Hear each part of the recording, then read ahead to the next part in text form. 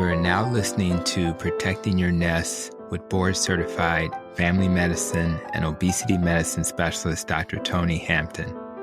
For more, visit drtonyhampton.com. Hi, I'm Dr. Tony Hampton, and welcome to the fourth episode of the Protecting Your Nest podcast. Today we have the honor of having a conversation with YouTube sensation Dr. Ken Berry, who, like me, is on a personal mission to help all of you understand what you need to do to reverse the root cause of disease by reducing its primary cause, what you eat. Each week, I will walk with you as we have conversations with thought leaders who provide needed perspectives to help all of us along our journey. I only have one request. I want you to be a skeptic. I want you to be a critical thinker and be willing to think outside the box. There is no one size fit all, and you need to be flexible and willing to try new approaches. That will be critical in helping you achieve your health-related goals. My guest, Dr. Berry, will help you along your journey. In Dr. Berry's well-received book, Lies My Doctor Told Me, he shares many of the lies that doctors tell you which may not be serving your interests. Now, before I introduce Dr. Berry, let me tell you one lie you've been told. Conventional wisdom tells you you can't change your genes. The genes that predispose you to certain medical conditions are simply your destiny. It may be true that you are predisposed by your genes to certain illnesses, but it is not true that this is your destiny. Why? Because your genetic expression is primarily related to environmental influences that affect them. Now, the good news is that you can't control your genes, but you've been given this incredible ability to control your environment. So the environmental factors that affect your genes, you can control. So when I explained the root causes of disease using the Nest and Rope acronym in episode number 1 of Protecting Your Nest, you learned the primary environmental factors you need to focus on. Of those factors, my guest and I would argue that diet is the biggest environmental factor that affects your genetic expression. So let me give you 2 examples. So let's just say many of the people in your family are diabetic. You may have assumed it is your destiny to become diabetic one day. Well, if you don't expose yourself to a high-carb diet, that genetic predisposition will not be expressed. Let's look at a second example. You may have people in your family who are predisposed to cancer. If you think about it, let me tell you something you probably don't know about this cancer thing. The overproduction of insulin stimulates breast cancer. And you may say, well, how is that true? Because insulin stimulates pathways that are related to growth. Other than fasting, the best way to reduce insulin secretion is by changing your diet to one that does not stimulate insulin production. You may guess, well, what type of diet is that? Well, it's pretty straightforward. Low carb, high fat, keto, or even carnivore. This leads to a reduction in insulin and ultimately a reduction in the growth pathways that lead to breast cancer. Ongoing research is suggesting that many cancers may benefit from this type of dietary approach. So by simply changing what you put in your body, you will greatly reduce the expression of diabetes, cancer, and guess what? Many other chronic diseases. So today, we're going to talk about some of the lies, that you've been told, or misinformation, if you want to look at it another way, that you've been given over the years that are not allowing you to achieve your ideal health.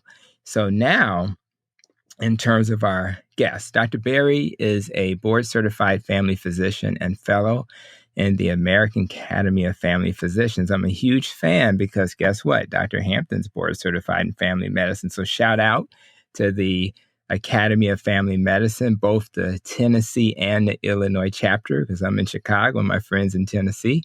He's been practicing family medicine in rural Tennessee for over a decade. And literally has been seeing over 20,000 or so patients over his career.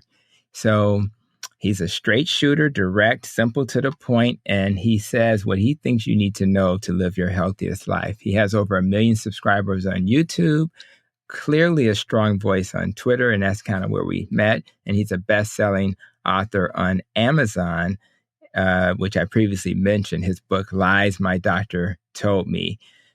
Actually, I just listened to the Diet Doctor's 51st episode, and guess what? They celebrated their top 5 episodes since they started the podcast. And guess who was number 2 as the highest ranking episode ever? Dr. Barry. So congratulations on that. And having said that, his focus is low carb, ketogenic, and even carnivore diets, and of course, intermittent fasting, and just doing things to optimize our hormones and the rest of our bodily functions. He's really like a soldier fighting this hyperinsulinemia situation, diabetes, obesity, and all those things that we're struggling with. So having said all of that, and that was a mouthful, welcome, Dr. Barry. Hey, doctor, thanks so much for having me. Well, it's exciting for me. You have inspired me. In fact, one of the reasons why I'm doing podcasts and videos is because I saw what you were doing. I said, we need some more soldiers, essentially, to go out here and make this happen. In fact, let's kind of start our conversation this way, because on Saturday, I actually did a tweet. And let me read this tweet. I said that B12 vitamin is found in foods of animal origin. And if you have deficiencies in that because you're a vegetarian, you really are going to have a deficiency because you don't take supplementation. And supplements were only introduced in the 1940s. So our ancestors didn't really have access to B12 supplements. So maybe the proper human diet, all in capital letters, is the one we should be eating, which includes meat. So I know you got a conference coming up in September. I've been honored to, participate in that conference called the Proper Human Diet. So what I want to start with is, could you tell the listeners, what do you mean by a proper human diet, and why is that important? So all human beings are the same species, regardless of our size, shape, color. It doesn't matter. We're all the same species, right? And when we look at other species of animal, they have a particular diet that they thrive on, that they have optimal health on. And the further from that diet you wander, the less healthy that animal is. And a great example is felines, our cats, our house cats. Our cats are, by definition, obligate carnivores. They are supposed to only eat meat. Now, can you feed them kibble that's made of ground up wheat and peas and such? Sure, they won't starve to death, but they'll never have optimal health. And if you talk to any veterinarian in your area, they'll tell you, oh, there's an epidemic of feline obesity and type 2 diabetes and fatty liver and kidney failure. And it's because we lock our cats in the house. They're basically prisoners. And we feed them kibble made out of plants. And they are obligate carnivores. They don't have a choice. They're not going to die today or next week or next month if you feed them plant-based kibble, but they're going to slowly get sick. They're going to slowly get obese. They're going to slowly develop type 2 diabetes. And so at no point is that cat going to have the optimal health that cat could have. Now, that's a very basic example, and I hope that makes sense to everyone listening. So you can apply that logic to any species of animal. Let's talk about cows. What if you tried to feed cows a meat-based diet? Right? That's foolish. The cow would quickly get sick. The cow would quickly lose weight. They wouldn't get obese, they would lose weight because they're not able to get the nutrition out of that. So with those two examples, now let's talk about humans. If there is a proper species diet for every animal out there, there should also be a proper human diet also, shouldn't there? And when I say proper human diet, a lot of people misunderstand me. They think I'm talking about one specific diet for everyone.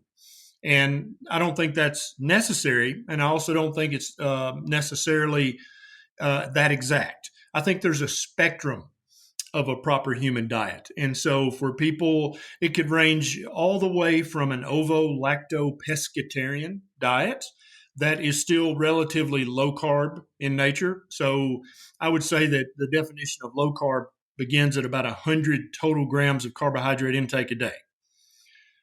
And so that's one extreme of the spectrum. The other extreme would be eating only fatty red meat. So you would be eating almost zero carbohydrates a day. And so regardless of where you fall on this spectrum, you're eating a good amount of meat. So for some, and when I say meat, I mean any animal sourced food. So eggs are meat. Dairy is meat. It all comes from an animal, so animal based. So even if you're an ovo-lacto-pescatarian, you're going to be eating lots of eggs, lots of fish from the ocean or rivers, lots of crustaceans, lots of shellfish.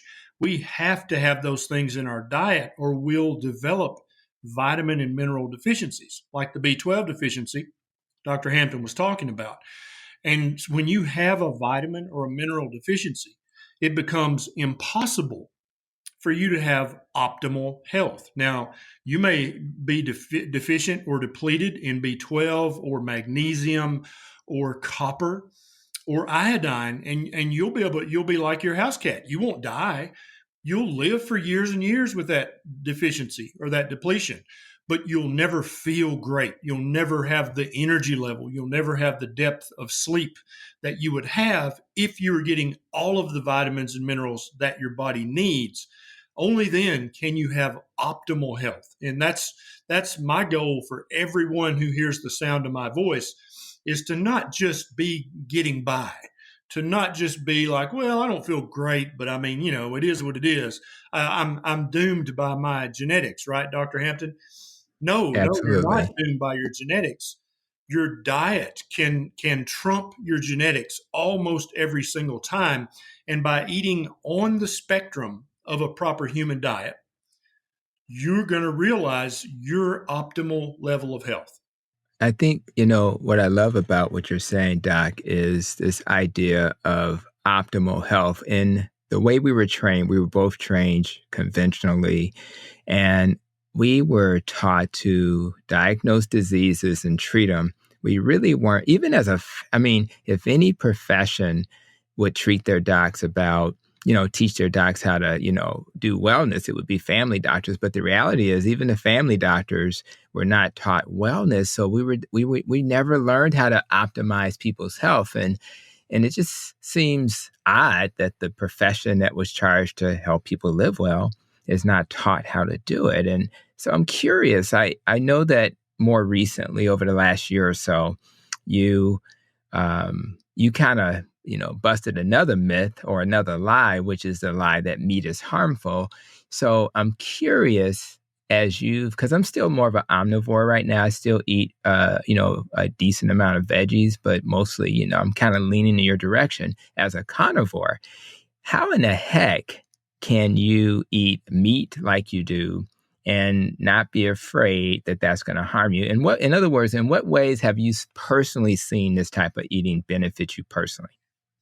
So when I kind of began this journey about 8 or 9 years ago, I was morbidly obese. I weighed 297 pounds.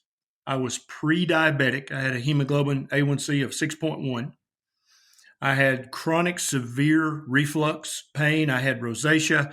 I had chronic joint pain. I had chronic fatigue. I didn't sleep well. Always had anxiety and anger issues. So I was alive. I was functioning as a doctor, but I was not optimal in any way. I was tired. I was angry. I was irritable. I was in pain every single day. And so many people out there, they think that's normal. That's just being alive and being an adult, right? But I don't think that's the case. And that's what I spend all my time trying to wake people up and say, hey, that's not the case. You don't have to suffer. Wow. And all of those things that you just described, reflux and fatigue, and even it sounds like the thing that may surprise people.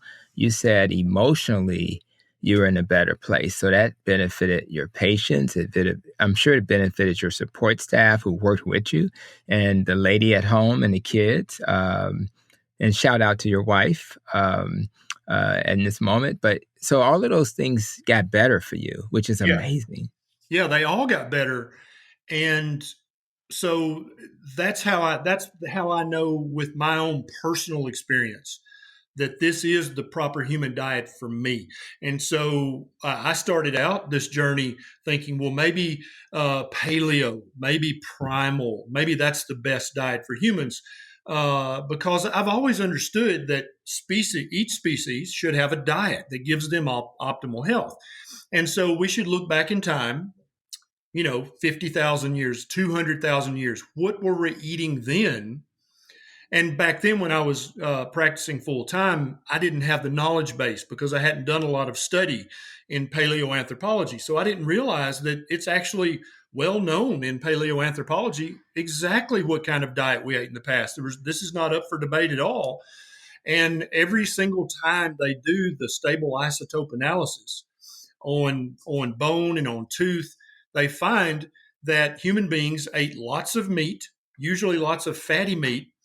And sure, they ate a little bit of plant matter to keep from starving to death, or maybe for herbs and spices, or maybe for medicinal purposes. But the bulk of our diet, back when we were strong and vigorous and healthy humans, was a meat-based diet. And I'm not saying that we never ate plants, but there's multiple points of evidence that human beings, even the modern hunter-gatherers that we have on in the world that are relatively untouched by modern society, there are plants that they will avoid. They won't eat that at all. Something that we would, in modern society, we would eat it every day and think it was a health food or a superfood, right?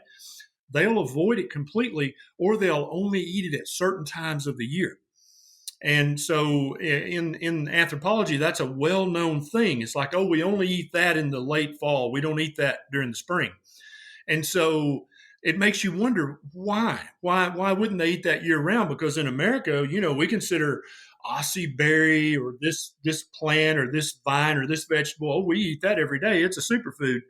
But these people who it's literally life or death if they eat the wrong thing, because they don't have an emergency department to go to. They don't have a doctor waiting there with $50 million in medical equipment to fix the mistakes they make. If they make a mistake, then perhaps the best case scenario is they die. There are things worse than death, as any good doctor knows. But I think that's very important to always think about that. And so as I came along this journey, I always kept that in the back of my mind. That's got to be important. That has to matter, what we've eaten for the majority of the time on this planet. And so then I kind of transitioned into I started reading and really looking at this, and it occurred to me, I think the amount of carbohydrate you eat a day, I think that matters, because animals that hibernate, like bears and others, for the few months before they're going to basically lose consciousness and sleep for months, they load up on as many carbohydrate-rich foods as they can find. And so, coincidentally, that when right before bears hibernate is when all the fruit and berries are ripe. And so they gorge on these fruits and berries. And there's actually evidence in biology that bears become very insulin resistant during this time. And so their main goal is to store fat. And having some small percentage of fat on your body is actually healthy and normal. But the average American, as you and I both know, we're carrying way too much fat. And both just the carrying of the extra fat and the biochemical pathways that cause you to store the extra fat are what also increase your risk of all the other chronic diseases you were talking about earlier, increase your risk of cancer and many, many other things. So I had this, yes, our ancestry is important. That's got to matter. We are a specific species. And then too many carbohydrates are going to make us store fat. That's how every animal puts on fat, is they eat lots of carbohydrates. So that probably matters as well. And, back 10 years ago, I had no idea that meat, that liver, that bone marrow, I had no idea that these are the superfood, multivitamin, multiminerals that they actually are. And so and so you can see where you kind of push all that together and put a bow on it, you come up with something that's closely akin to a proper human diet. You have to always look at our ancestry. Where did we come from? What did we eat? You have to look at the physiology of this situation. If you eat too many carbohydrates, you will store that as fat. That's basic physiology. And so many doctors, all doctors take physiology their first or second semester in medical school, right? So at one point, all doctors knew this basic physiology of the human organism. But then after the first 2 years, kind of the sit down part of medical school, when you get in the clinics, you never talk about that again. And so most doctors forget, or they have it brainwashed out of them by representatives from the big pharmaceutical companies, or by the older residents or the attending physicians. If you even try to bring up diet in a situation like that, they look at you sideways and they kind of chuckle like, yeah, whatever. And it's almost like the average doctor believes that human beings, that some kind of magic happens in the digestive system. Like, you can pretty much eat whatever, it doesn't matter. Mm-hmm. You're going to be what you're going to be, and nothing could be further from the truth. So true.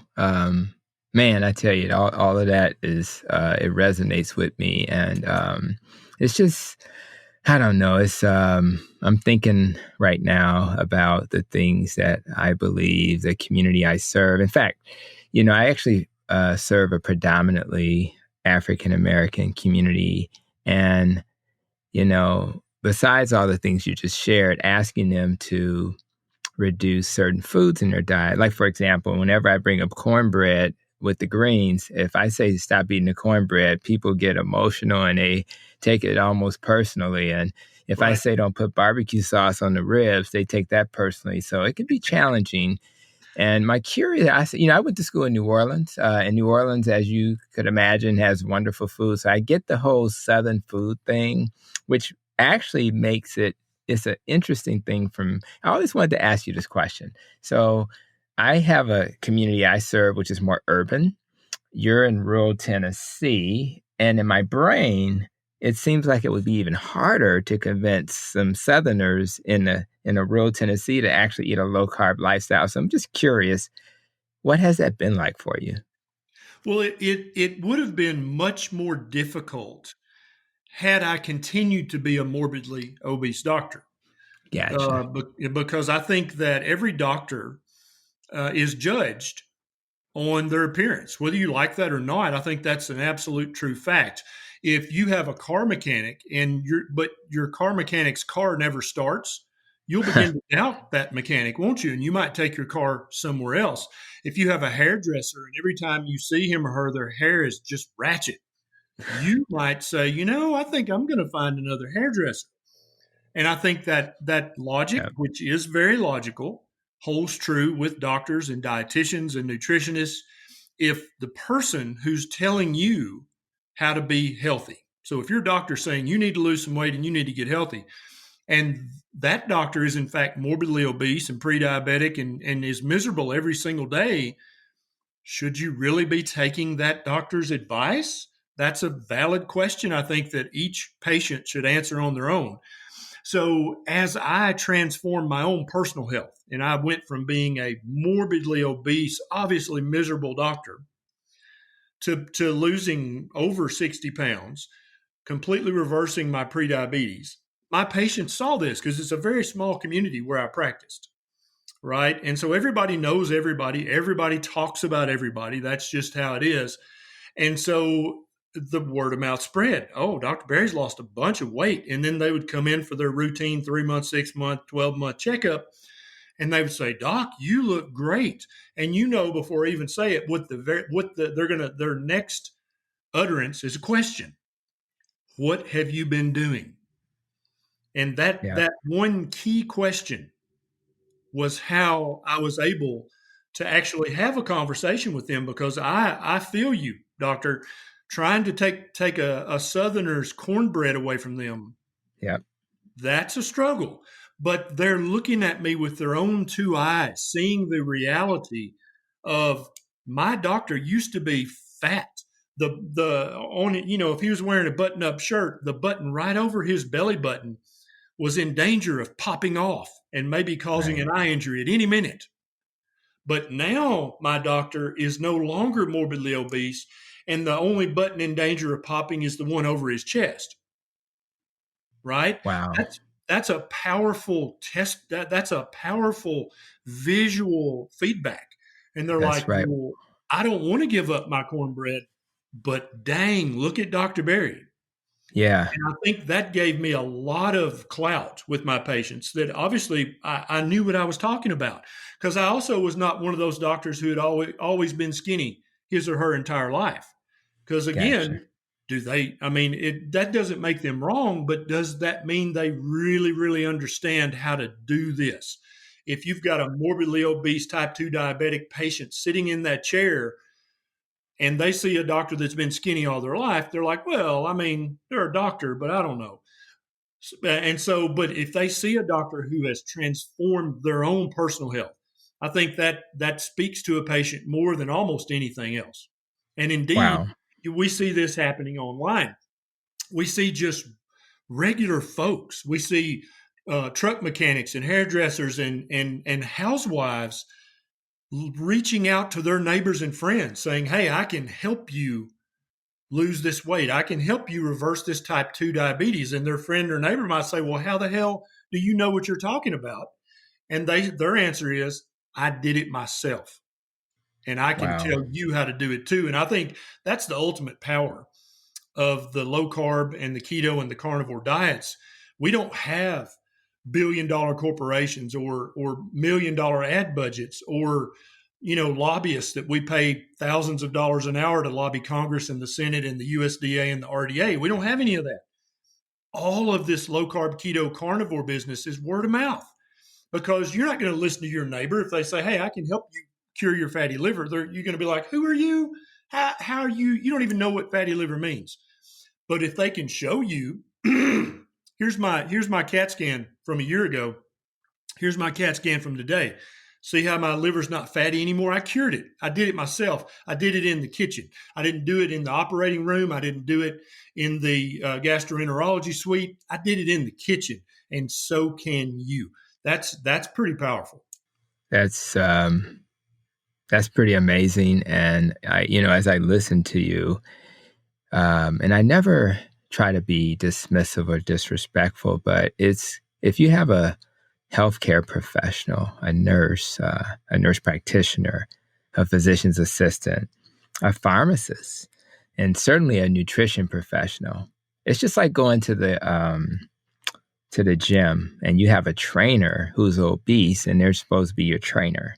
That's an amazing discouragement to the trust I'm supposed to have in that professional. So again, I know that we're all on a journey, but it makes sense. And I think as I hear you talk about this, it makes me think about the fact, I think the bigger issue is that they are so married to what they learned and the guidelines and the recommendations that they can't even see that they're sick themselves. And that's why you may have seen it. I wrote an op-ed in the Chicago Tribune discussing the dietary guidelines and how they really don't serve people, particularly those with chronic illness. And so if anybody want to, just Google Chicago Tribune and Dr. Tony Hampton, you'll see that. But the point is, so many clinicians are guided by guidelines that are biased and not necessarily reflective of science. And so I'm really curious how you feel about these same guidelines that are probably leading to them giving bad advice, whether it's the ADA or any other organization, the nutritional guidelines. What's your thoughts on the guidelines and what they mean and how they're impacting the health of the country? Well, the first thing you have to ask yourself is, where did the guidelines come from? And I actually talk about this in a chapter in the book about the food pyramid. and about the recommended servings of grains and dairy and all that. So when the USDA was first attempting to come up with the food pyramid, they had scientists, that's good. They had nutritionists, that's good. Probably had a doctor or two, that may or may not be good. But they came up with what they thought was a science-based food pyramid. And then people will find this unbelievable, but it's absolutely documented as truth. Then they turned their proposed food pyramid and their proposed servings per day, they turned it over to the farmers and the big food manufacturers and said, what do you think about this? And not only did the farmers, and when I say farmers, I'm not talking about the mom and pop farm that's got 2 cows and 10 acres, that they had no say in any of this. I'm talking about the huge industrial size farms, right? Who have the money to lobby Congress and to actually lobby the USDA and have political sway because of the money in their pockets. They said, yeah, this is not going to work for us. And they actually upped the amount servings of whole grains every day. And they changed several different things in the food pyramid. And then they turned it back to the USDA. And now what should have happened is the USDA should have laughed at them and said, yeah, this is not about your profit. This is about trying to help humans be healthy. Is that what the USDA did? Nope. They said, okay, that's it. That's the official food pyramid now. And that's where the original food pyramid came from. The skeleton was created by scientists, and then the people who stood to profit by what Americans ate, they got to have the final say. They got to tweak it. They got to add and subtract and change it. And that's where the actual food pyramid came from. This is well documented by multiple researchers, including Gary Taubes and Nina Teicholz, who've wrote excellent books on these topics. And I have a chapter in my book as well. And so the origination of the guidelines is kind of a public-private partnership between the government experts, and I put air quotes around that because I don't know sometimes how much of an expert they are.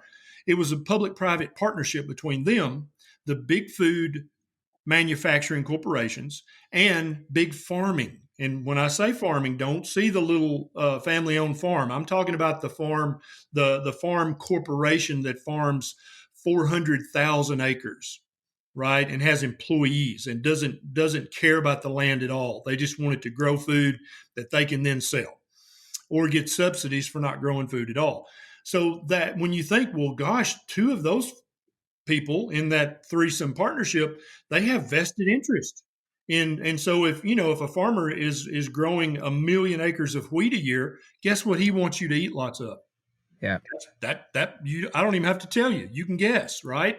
And if big food, if they make their highest percentage markup off products made from some combination of sugar, grains like wheat, rice, oats, and corn, and vegetable oil, if that's the product they make their highest percentage markup, then guess what they want you to eat lots of? I don't even have to answer that question, do I? You know. That's right. So that's where the original food pyramid came from. And from that, all the other guidelines. And so the American Diabetes Association sees this. And I'm sure at some point they said, well, who are we to disagree with the federal government? So we're going to tell diabetics to eat lots of whole wheat. Now, don't eat that white bunny bread. That's not good for you. But if you eat whole wheat bread, that's good for you. Yeah, and also lots of fruit and also vegetable oil. You should eat lots of that because basically the federal government said so. But when you understand where all this came from, you understand that it's suspect from the very beginning, because people who had a vested financial interest in you eating lots of grains and using lots of vegetable oil and eating lots of sugar, they're the ones who actually helped finalize the food pyramid to begin with. Unbelievable. So what's bizarre, I'm listening to you. When I think of these governmental agencies, USDA, and things like that, your brain assumes that they're there to protect and serve the average person. But what I'm hearing from you is that it's really serving the large companies. And I assume there's money being given back and forth to support that mutual relationship. So Absolutely. It's just so biased. It's just So it's almost like impossible to ever get to a point where they represent the average person because we don't have the resources to give money to these organizations. It breaks my heart just listening to you. So, wow. So let me ask you another question. I guess one of the things that came out that shocked us all, in fact, I know you did a YouTube video about it immediately, which is, again, I'm learning from you that, sometimes you had to do breaking news, but I saw you do a video about the College of Cardiology and they said fat's okay. So give me just a couple of thoughts about how you feel about that. And do you think the American Heart Association is going to follow? Well, the American Heart Association is made up of doctors, right? At least the American College of Cardiology is. And the American Heart Association is kind of a sister organization, very closely related and interactive with the ACC. And so the American College of Cardiology, they recognized years ago that eating cholesterol does not increase your risk of heart attack or stroke. That became very obvious from research. And that wasn't talked about a lot, but I think it was back in 2015, they actually removed, they used to have a guideline in the recommendation that said you should limit your cholesterol intake to so many milligrams a day. I think it was 300 milligrams a day. You shouldn't eat more than that. It could increase your risk of heart attack or stroke. But when you actually go back and look at the research, it shows no such thing whatsoever. And so in 2015 or thereabouts, they actually took that maximum amount of safe cholesterol out of their recommendations. There was not a press release. There was not a press conference. They didn't say, hey, we've been getting this wrong since 1950, and we're going to back off that. You can eat as much cholesterol as you want. It's not going to increase your risk of a heart attack or a stroke or of dying prematurely. But they didn't tell anybody. Basically, it just disappeared out of the guidelines, and it took people like Dr. Brett Shear and others who actually read those guidelines, cardiologists who read them, and they're like, wait a minute, there used to be a maximum safe level of cholesterol intake. Now it's gone. What's up with that? Yeah. And so I think they're doing this. I call it the slow pullback, right? Wow. And so if you've been publicly wrong about something for decades, yeah. And number one, and then number two, your professional reputation is based on you being right all the time. And you suddenly realize, gosh, I had that wrong the whole time. Are you going to hold a press conference and apologize and beg forgiveness?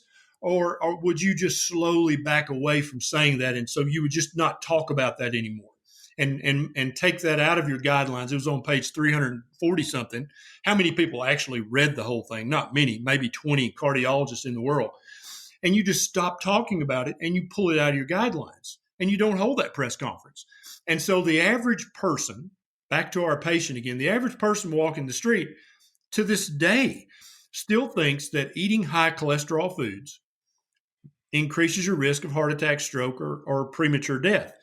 But the American Heart Association and the American College of Cardiology, they stopped saying that back in 2015. But they didn't tell the people who, in my opinion, they have a fiduciary relationship to, which is the patient, the public. They didn't inform them.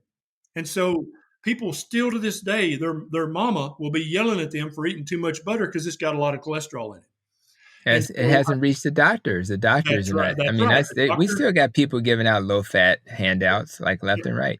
Yeah, and so the American Heart Association and the ACC, they're slowly pulling away from the entire hypothesis that eating fat is bad for you, that eating fat will make you fat, that eating fat will, eating animal fat, eating saturated fat. They're pulling away from the hypothesis that will increase your risk of heart attack, stroke, or premature death because they know the research doesn't support it. And also, I think it's in large part because of doctors like you and I who are out there on YouTube and on Twitter saying, hey, where's the research to support that? Show me that. Because I read all these studies and it looks like to me that people who ate lots of saturated fat actually did better and lived longer and had less cancer than people who replaced their animal fat with vegetable fat. So what's up with that? And so they know they've got this very vocal minority on social media calling them out on this glaring, egregious error. And so they're as quickly as possible, but also as quietly as possible, they're pulling back. And that's why I trumpeted that AHA publication, because they weren't going to hold a press conference. I mean, they should be on all the major networks saying, hey, everybody, right. listen up. We were completely wrong about eating saturated fat. It's not bad for you at all. Go back to eating your butter and your egg yolks and your bacon. It's fine. But they didn't do that. And so that's where I think voices like yours and mine and others comes into play. We actually can help people eat diets that they actually enjoy, right? God forbid Right. you enjoy the food you eat, but you can enjoy the food you eat, and you can eat lots of saturated fat because there is no research whatsoever that even suggests that eating saturated fat, that eating cholesterol, that eating your butter and your egg yolks and your bacon is bad for you. It's not bad for you. Wow. You know what bothers me the most is that people are dying. It's not like a minor issue to not speak the truth, and so while we're waiting for people to stop focusing on their egos, lives are being lost, and that's the part that hurts me the most as I think about this. And so I think that you're right. We're going to stand on the rooftops and yell and scream. I have enough to do. I'm a medical director. I have a family. I got patients to see. And you know what? This is so important that standing on that rooftop is something, whether we're in Tennessee or in Chicago where I'm at, or where Dr. Brett Sure is in California, we're going to keep yelling until people hear that message. And so let's just say we have given that message and people are interested, they're listening to this podcast and they're like, Doc, I'm gonna go ahead and do this. So I'm curious. I heard you say in the past that, when you're transitioning to low carb, some people have a carb withdrawal. It sounds like they're addict based on that type of statement. I will be interviewing Joan Iflin, who believes that sugar is not sugar, but this type of food is an addiction issue. So when I heard you hear carb withdrawal, I wanted to understand from your perspective as people transition to this way of eating, how do people kind of overcome that? What types of things do they need to look out for, take? Or, give me some thoughts on the carb withdrawal concept. So carbohydrates break down ultimately into sugar. So whether you're eating a Milky Way bar, that's everybody knows that's obviously sugar, right? We get that. But a Yeah. lot of people don't realize that when you eat 2 slices of whole wheat, stone ground, non-GMO, organic bread, I mean, the brownest bread you've ever seen, right? It's got to be good for you. It's so brown. That, before you even swallow it, as you're chewing it up, you have an enzyme in your mouth called amylase, and it's already breaking down the bonds between the starch and between the carbohydrates and turning it into sugar. Bread is sugar.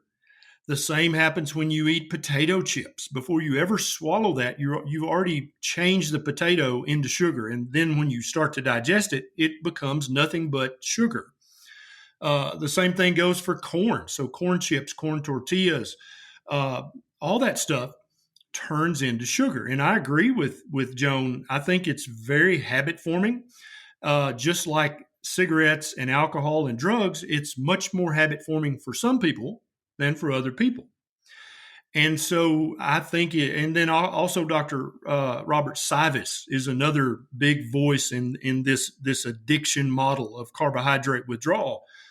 He's a bariatric surgeon. He gets paid to do gastric bypass surgery, but he would much rather educate patients, stop eating the carbs, and I won't have to cut out a lot of your guts.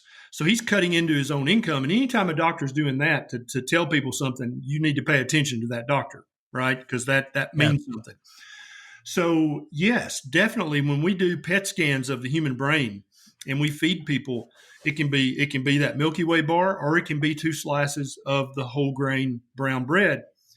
The pleasure centers of their brain, the same pleasure centers that light up when we smoke a cigarette if we're addicted to tobacco, or when we have a mixed drink if we're addicted to alcohol, when we have sex, when we have any pleasurable experience, those same pleasure centers light up.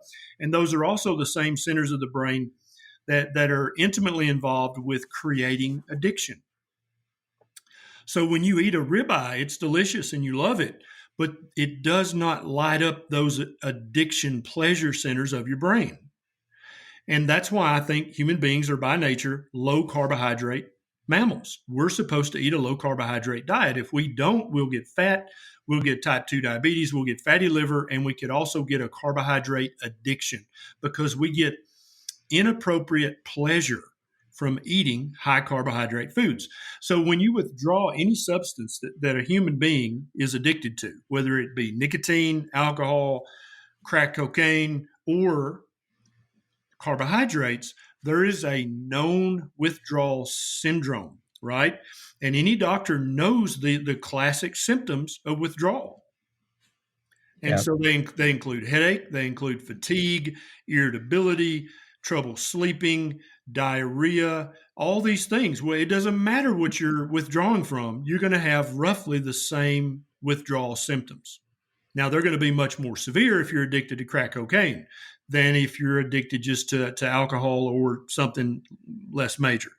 But you're still going to have that same syndrome of withdrawal symptoms.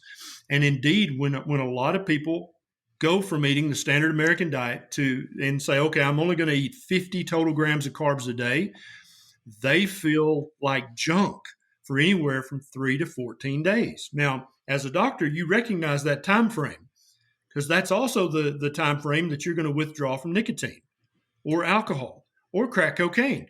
Your severest withdrawal symptoms are going to be from 3 to 14 days. And so people have named this the keto flu, right? But I don't like that naming because that implies that the ketogenic diet is what's causing that discomfort. That's true. But what's actually causing that discomfort is carbohydrate withdrawal. And so let's take a smoker, for example. So somebody says, okay, my wife has been yelling at me, I'm going to quit smoking. And they throw away their cigarettes and their lighter and that Marlboro jacket they saved up points for, they throw that away too. And now they're a non-smoker. So for the next 3 to 14 days, are they going to get immediate feedback from their body that they made the proper decision? Are they going to feel better the day after they quit smoking? Nope. No, they're going to feel miserable because they've got to go through that withdrawal period of 3 to 14 days to get on the other side of that addiction, to break that addiction. Then they start feeling better. And the same thing happens if you've been eating too many carbohydrates and you stop that. You give up the corn. You listen to Dr. Tony and you stop eating that cornbread. You stop putting the barbecue on your ribs. You stop drinking the Pepsi Cola. You might feel like crap for 3 to 14 days because you're withdrawing from the inappropriate amount of carbohydrates that you've been eating all your adult life. That we need to call that what it is: carbohydrate withdrawal syndrome. Wow. You know, when I listen to you, I think about the fact that we need to tell people what to expect. If they know what to expect, and for me, one of the quotes I heard from a motivational speaker was that on the other side of pain is success. So go through those few days of pain, but the victory is unbelievable. So I hear what you're saying. I think people need to know what to expect. And man, I tell you, we're addicted to a lot of things, and obviously carbs and sugar. But we've also been lied to. One of the lies we've been told is that salt's a bad thing. And I tell my patients, you know what? The salt's not killing you. It's the inflammation from the sugar, starch, grains, and seed oils. And I've heard you say that. So please, this is one thing you have to yell from the rooftop. Please share with my audience why they shouldn't be so worried about salt. Yeah. So we're just going to play common sense advocate here. Okay. Number one, if you prick your finger and you taste the blood, it tastes salty.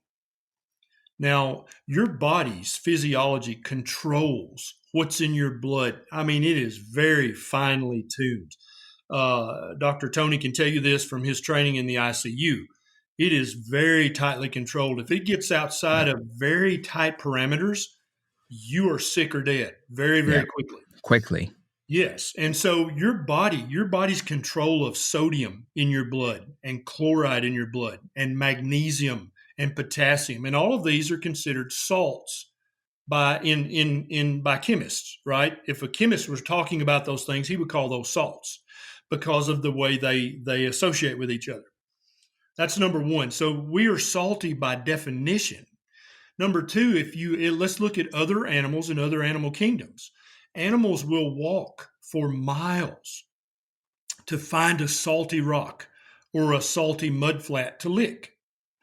Deer hunters in the South, where I live, they take advantage of this. They'll go to their local tractor supplier, their local co-op, and they'll buy a 50-pound block of salt because they know the deer are going to come to that.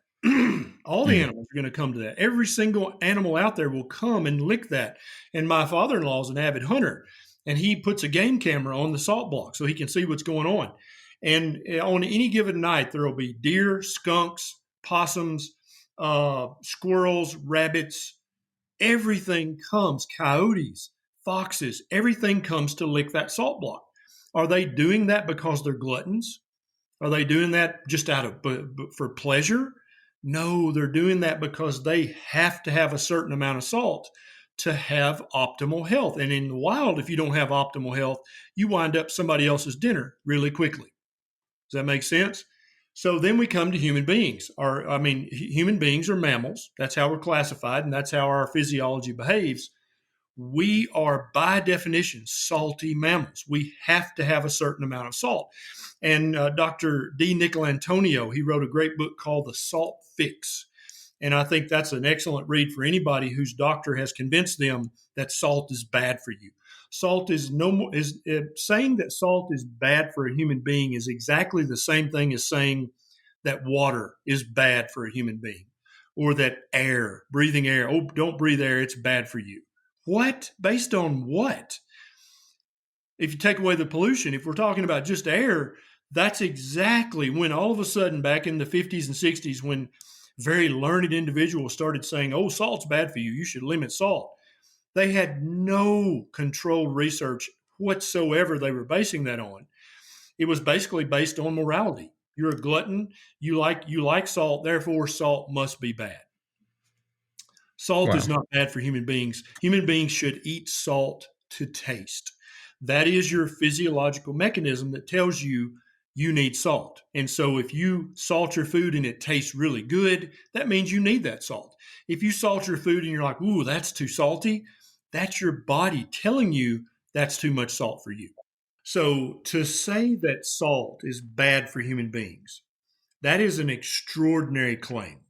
And anytime you make an extraordinary claim like that, you better have really, really good evidence to back it up. And my friend, Dr. D. Nicolantonio, in his book, The Salt Fix, he digs deep into this research. And what he finds is that this research is completely lacking. It does not prove anything. It definitely doesn't prove that salt is bad for you. So basically, the idea that salt is bad for humans was a hypothesis. And when they did the research to try to prove that hypothesis was true, the research failed to prove that. So it's still just a hypothesis, which is one of the weakest arguments you can make in science.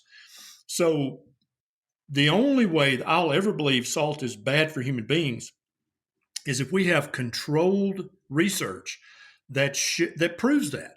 And there's never been a study that's proved that salt is bad for you. So until such time, knowing that all animals will crave salt and will seek out salt, they don't do that because they're gluttons. They do that because they need that salt for optimal function. Human beings do the same thing. We have this very, very complicated physiological way of telling if we need salt or not. And that's if the salt tastes good. We consider our tongue and the taste buds on it to be just pleasure. That's how most people and most doctors think about it. If it tastes good, that's pleasure. But if it tastes good, that probably means you need it. There's a reason that you've got those taste buds. So that's why salt tastes good to us. We need it. Wow. You know what I love about salt is the fact that if I do keto, low carb or carnivore, my body's going to get rid of salt. So I actually have to bring it back in. So now you're saying, Doc, I can eat salt and I can eat fat. And guess what? Anybody that eats that knows that's going to taste delicious. And so that's one of the reasons I know all diets are hard to follow in theory. Although personally, I just think keto is the easiest because I can eat salt and fat and things like that. And certainly if you're listening to this and you're on the standard American diet, please don't eat a lot of salt. Your body is going to you're sucking up salt. Carbohydrates absorb water, salt, and you're going to have trouble if you do that. But if you actually adopt this type of diet and your body starts to heal, you can eat the salt. So it's really a beautiful thing. And I just wanted to kind of say that out loud. And speaking of, things that can make you sick, just high level, think about all the medical conditions you've seen improve, suggesting keto or carnivore. And I know you've mentioned your own when it comes to reflux and things like that, anxiety, fatigue, and those types of skin conditions you mentioned. What other types of condition could my listeners, what could they expect to improve if they transition to this type of diet? So eating too many carbohydrates makes you have multiple blood sugar spikes all day long. And anytime your blood sugar goes up like that, you're immediately going to secrete a lot of insulin to bring your sugar level back down to normal. That's one of the many jobs of insulin. But insulin is also a growth hormone, and it also is intimately related with inflammation. And so when I first started doing a keto diet and my heartburn got 80% better, I didn't even think it didn't even occur to me that it was the diet that made that better. I just thought, I don't know, my heartburn got better. My knee pain, I had a knee injury playing college sports. It hurt every day until I started keto. Then all of a sudden, my knee didn't hurt anymore. I was losing fat like gangbusters. I was feeling better. But initially, I only considered a low-carb, keto, carnivore diet to be for weight loss. That's what I thought it was for. And so then I started recommending it to my most morbidly obese patients. And they obviously started losing fat, losing weight. But they would also come back and say, I've got bad knee arthritis, but since I've been on this keto diet, my knee doesn't hurt anymore. And then I had other patients say, my heartburn's so much better now that I'm eating keto. And people with psoriasis, with eczema, they would say, that it's so much better. I don't even use my medicine anymore, and it looks great. That's when I started thinking maybe this diet is somehow changing our hormone levels. And insulin is a hormone, and one of its jobs is to keep your blood sugar down. That's true. But it has hundreds of other jobs in your body. And like I said earlier, it's a growth hormone. And so let's take psoriasis. It's actually an inappropriate rate of growth of certain skin cells. So when you lower your insulin level that was chronically high because you ate too many carbs, when you stop the carbs, you lower your insulin back to low normal, which is good. All those skin cells stop getting that growth signal for inappropriate growth. That's why there's research coming out now that people don't get cancer as often when they're eating low carb. And also doctors are now starting to use a ketogenic diet. After someone's been diagnosed with cancer, they actually have better outcomes with chemotherapy and radiation therapy if they're also eating a ketogenic diet. And I think more and more research is going to come out showing that to be absolutely the case. Wow. Hyperinsulinemia causes pretty much all of the chronic diseases that human beings suffer from. It either causes them or it's intimately related to the disease. Even for women, diseases like fibroids, endometriosis, polycystic ovarian syndrome, infertility, all of these things are intimately related with having chronically high levels of insulin, which we call hyperinsulinemia. And so one of the first things I noticed after I told 200 or 300 patients about the ketogenic diet is I had two female patients who were perimenopausal. They were one was in her late 40s, one was in her early 50s, and they thought the baby making days were over. those two women got pregnant, and they were already having irregular periods and hot flashes. And all of a sudden, this diet moved all their hormones back to a more healthy position, to a more youthful position, if you will. And they got knocked up. And both of those women came to my office not happy with me at all, because one was 48, one was 51, and they were pregnant. And they had not planned on that. And this was when I was very early recommending a ketogenic diet, and I had no idea that it was that powerful, that it could actually move your hormones into a more youthful position and make your menopause go away in the early stages and increase your fertility. But now we see stories on Facebook and Instagram every day. I went keto, I got pregnant. So if any ladies out there listening and you're thinking about this, unless you're 60 or older, you better either mind your birth control or keep your legs crossed, because you will have a more youthful body. You will have a more fertile body, and you might get knocked up if you go keto. Wow. Hey, that's amazing. There are certain times when we have to warn them about the risk of pregnancy, but who'd have thought just going keto? And I've seen it. I've seen so many women come in overweight. I suspect polycystic ovarian disease. And lo and behold, within a short amount of time, that infertility they were worried about just kind of takes care of itself. And what a blessing to be able to bless people with new life. In fact, speaking of that kind of blessing, I think that I know that do you still have something in the oven right now? Or is that, where are you at on that journey? Beckett is here. He just turned 9 months old today. No, he didn't. Yeah, 9 months old. Wow, that is what I'm talking about. So that is incredible. Wow. That's good to hear. So I'm excited about that. I love the baby. So we're going to be wrapping up in a moment. I just wanted to ask you just a couple of more really quick questions. One is this idea about we need fiber. We need fiber in our diet. And the number one recommended source of fiber is grains. And so, but I struggle because I'll have a patient who's been told I got to eat grains for their regularity, but then they're diabetic, and it's like, the grain is like 30 or 40 carbs. It doesn't make sense. So help the audience understand why this grain issue to get fiber is another lie we've been told. Yep. So let's put our common sense thinking hat back on. Are there animals out there that don't eat fiber their entire life and live a long, healthy life, and they don't die of constipation, and they also don't develop colon cancer? Yes, there are multiple examples. All of the big cats, they never eat fiber, right? Are there examples of human beings who don't eat fiber their entire life and they do fine? They don't have higher rates of colon cancer.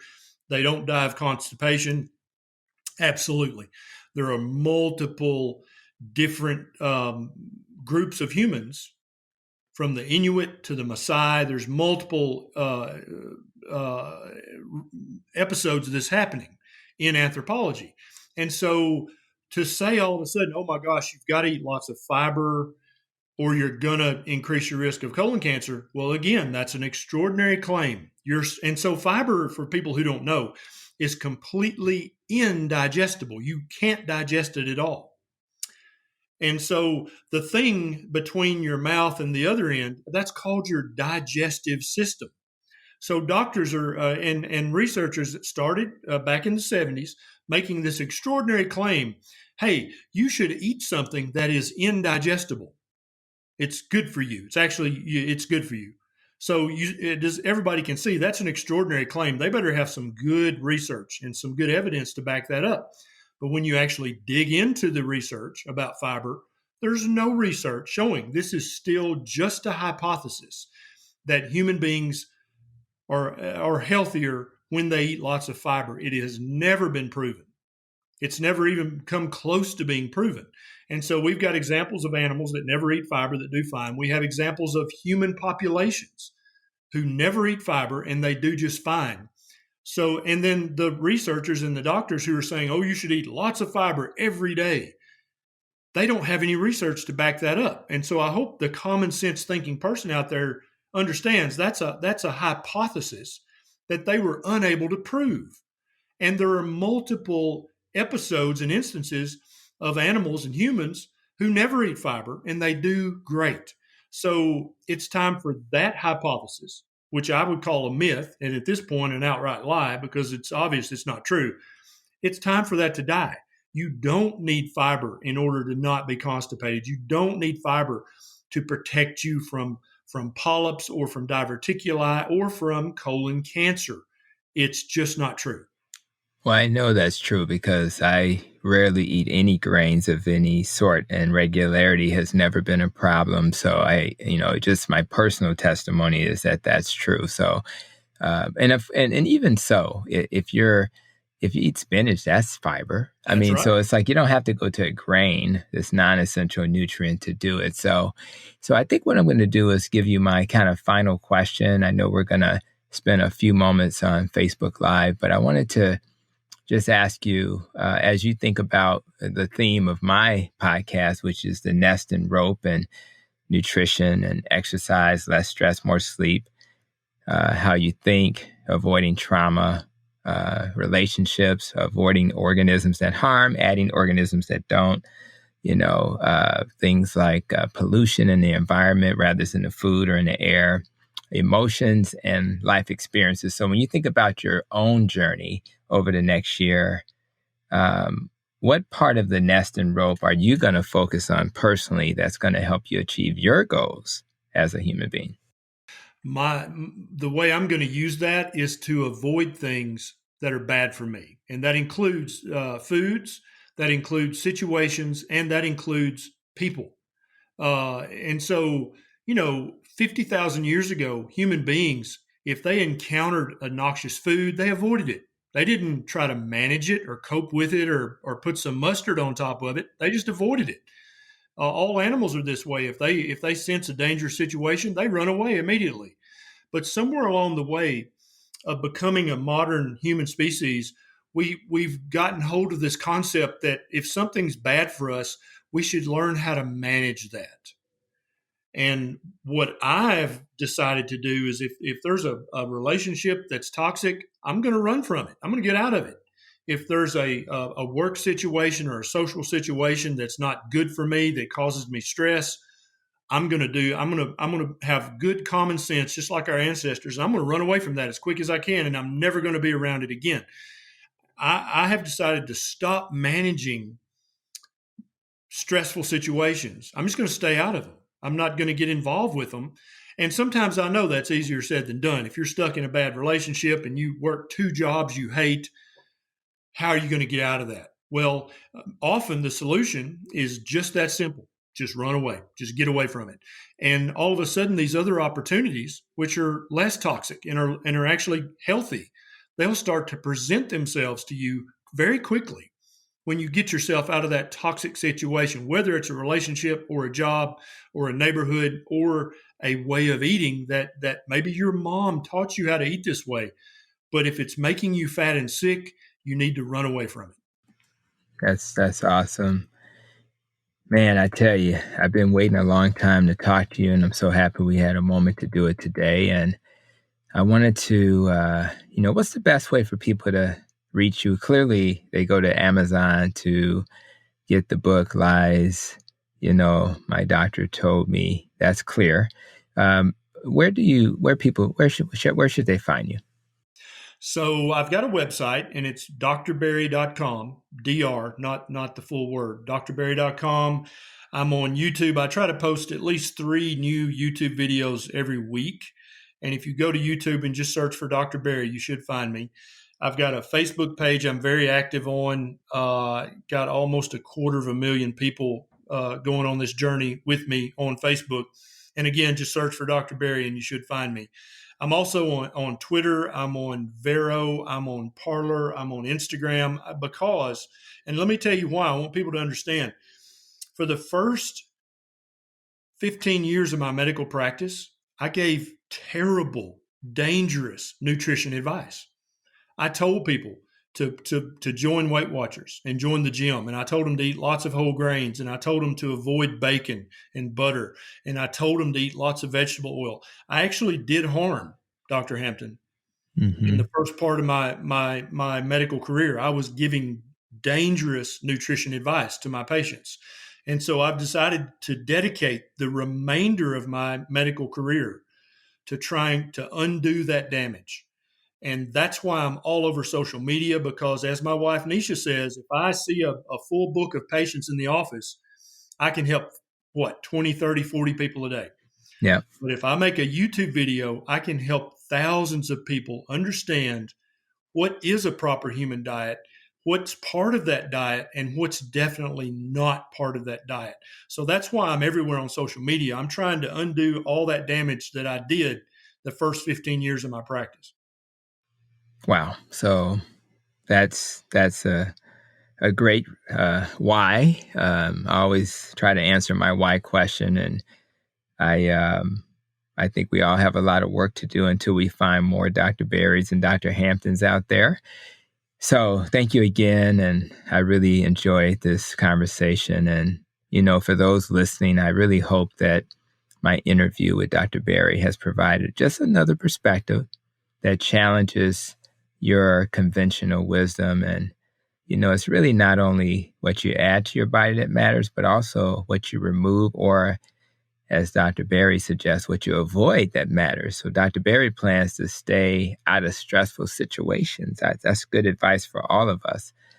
And, Dr. Berry and I have more myths and lies to address. So we're actually going to take a brief moment to go to Facebook and YouTube Live following this podcast, and just to kind of introduce the audience I have to his audience and vice versa. So I'll make sure there's a link in the show notes to the YouTube podcast episode. But if you want to look for it on YouTube, it'll have a title of Podcast Episode 4, Dr. Ken Berry Busting Medical Myths. So until next time, stay well and continue to protect your nest.